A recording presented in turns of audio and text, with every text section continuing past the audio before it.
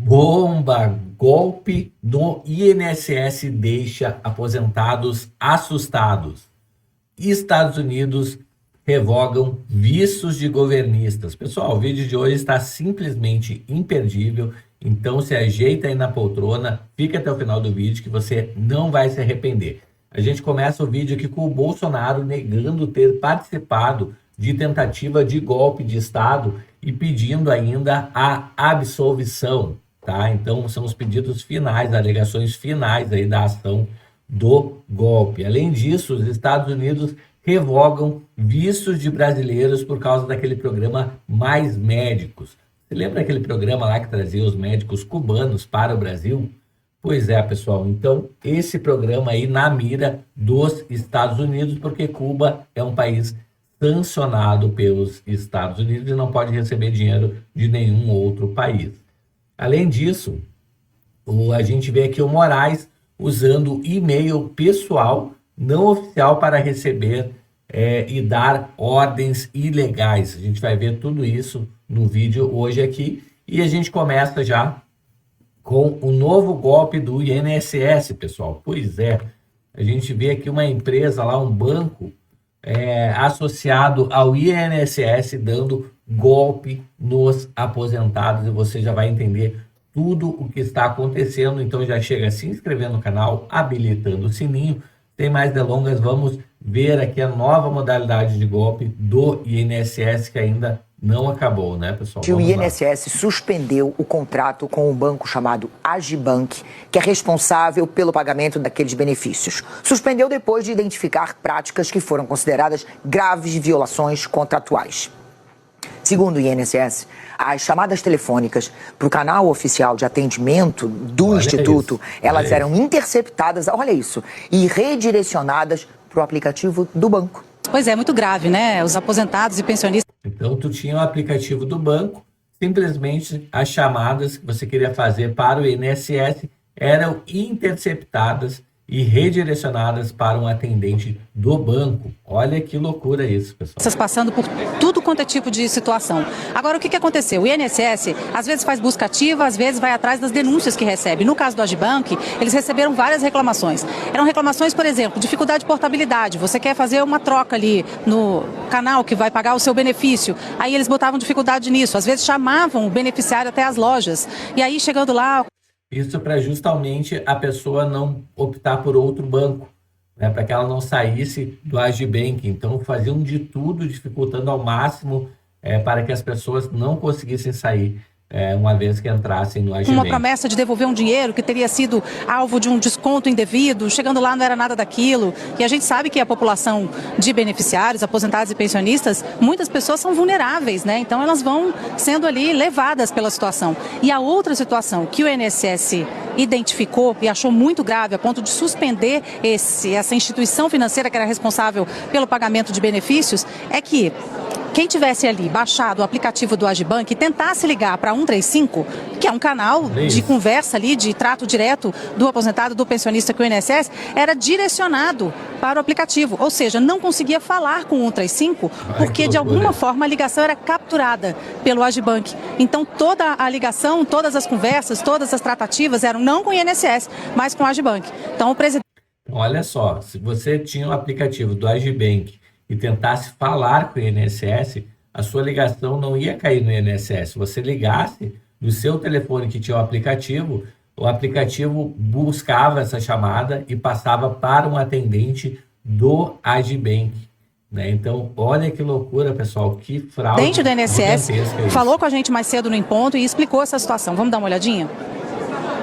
E o INSS decidiu agora suspender para novos pagamentos aqueles 524.518 beneficiários que possuem o pagamento por esse banco. Ele permanece, por enquanto, recebendo por esse banco. Funcionários, de forma geral, a colocarem mais agilidade nos processos, já que as pessoas esperam muito tempo na fila por auxílios que são absolutamente necessários, né? Às vezes a pessoa só tem aquele recurso e fica ali esperando conseguir ser atendido pelo INSS. Marina, querida, muito obrigada. A gente vai ficar de olho nisso, sem dúvida nenhuma, porque é o que você... Pessoal, infelizmente, golpe atrás de golpe acontecendo aí no Brasil. Próxima notícia aqui, pessoal. Bolsonaro nega ter participado de tentativa de golpe e pede absolvição. Então, em alegações finais no STF, o Bolsonaro contesta a delação de Cid e diz que a acusação da PGR é absurda e afirma que determinou a transição, não um golpe. Pessoal, alegações finais, né? Ontem, o Bolsonaro, que cumpre prisão domiciliar, negou ter participado de tentativa de golpe de Estado depois das eleições de 22 e pediu ao STF para ser absolvido no caso e para anular a delação premiada do tenente-coronel Mauro Cid. Em alegações finais, Bolsonaro classificou a acusação da PGR como absurda. A defesa, pessoal, argumentou ainda que o Bolsonaro determinou a transição do seu governo e não um golpe de Estado. Não há como condenar Jair Bolsonaro com base numa prova produzida nos autos que demonstrou fartamente que ele determinou a transição, evitou o caos com os caminhoneiros e atestou aos seus eleitores que o mundo não acabaria em 31 de dezembro, que o povo perceberia que o novo governo do Lula não faria bem ao país. Tá aí, pessoal. Então, Bolsonaro fazendo alegações finais, muito difícil que dê em alguma coisa essas alegações finais do Bolsonaro, né? Acredito que o processo já está definido, né, pessoal? Dificilmente Bolsonaro vai conseguir reverter alguma situação. Falar em reverter, pessoal, vamos trazer aqui um áudio aqui do Paulo Figueiredo falando sobre o Alexandre de Moraes, que usava canais não oficiais, né, pessoal, além de e-mails pessoais aí para fazer, dar ordens, né, e para receber informações aí sem que fosse checado e tivesse algum tipo de prova contra ele depois, né? Então vamos ouvir. Ele tinha dificuldade porque muita coisa já tinha sido deletada, então ele pede ao ministro, utilizando o e-mail pessoal do ministro. Nas mensagens que nós tivemos acesso, ele diz que não houve resposta e continuaria fazendo o padrão, ou seja, busca através do GestBio, a Receita Federal e outros meios para encontrar a foto e depois buscar as redes sociais.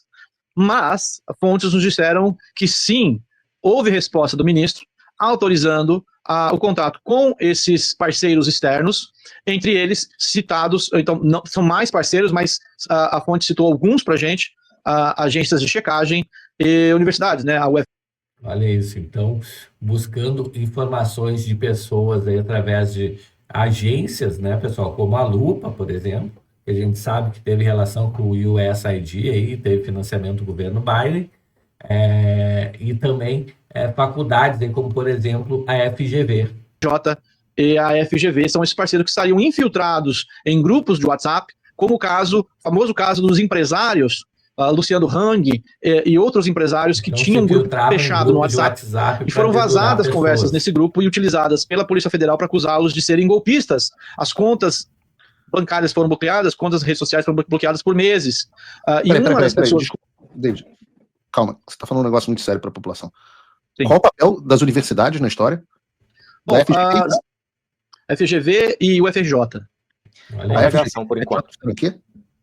Então é uma fonte que alegou pra gente que esses parceiros do TSE, a gente imagina que são os parceiros do programa de desenfretamento da desinformação do TSE, então são umas centenas de parceiros, inclusive alguns que o próprio Mike Pence está apresentou hoje na comissão da Câmara, sobre esses parceiros, incluindo o Atlantic Council. E esses parceiros, porque o que esses parceiros fazem? Eles enviam informações para o TSE. Mas o que a gente está revelando agora? E é importante... Pessoal, que tipo de informações? Informações sobre as pessoas, né? Se elas são de esquerda, se são de direita, né? O que elas estão falando, né? Se existe algum conluio, alguma manifestação, alguma coisa que está por acontecer. Então, como se fosse uma Gestapo, né? De antigamente.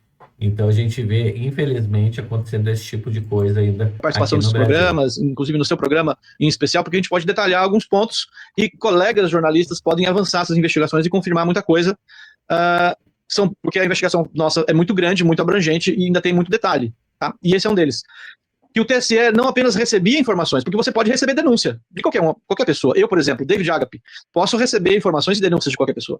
Mas o TSE não apenas recebia, ele solicitava informações para que eles fizessem investigações informais também. Então, você imagina uma agência lupa Olha sendo isso. demandada por uma corte superior, por um tribunal eleitoral, para que fizessem investigações paralelas, se infiltrassem em grupos de WhatsApp, grupos de Telegram, para enviar informações. Isso. Olha que loucura isso, pessoal. Onde chegou o Brasil. E, por fim, a gente vê Estados Unidos revogando vistos de brasileiros por causa do programa Mais Médico. Brasileiros não, né, pessoal?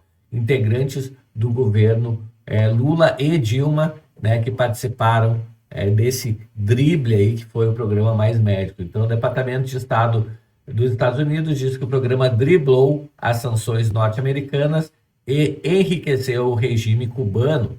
Pessoal, o Departamento de Estado dos Estados Unidos revogou ontem os vistos de ex-funcionários do governo brasileiro e ex-funcionários da OPAS, Organização Pan-Americana de Saúde, e familiares, tá? Então, e familiares.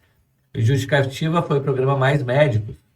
Então, segundo o departamento, os funcionários foram responsáveis ou envolvidos na cumplicidade do esquema coercitivo de exportação de mão de obra do regime cubano que explora trabalhadores médicos cubanos por meio de trabalho forçado. O texto ainda diz que o esquema serve para enriquecer o corrupto regime cubano, tá, pessoal? E privar a população de Cuba de cuidados médicos essenciais. Pessoal, Cuba é um país sancionado pelos Estados Unidos. Nenhum outro país pode ficar fazendo negócios ou abastecendo Cuba com dinheiro. Tá? Isso se aplica, inclusive, para o Brasil. Então, esse é só o começo do que ainda está por vir. Chegou até aqui no vídeo? Me conta nos comentários o que você acha desse início de sanções a membros do governo Lula. Aproveita aí para se inscrever no canal, habilitar o sininho de notificações. Eu vou ficando por aqui. A gente se vê logo mais às 19 horas em um próximo vídeo. Até mais. Tchau, tchau.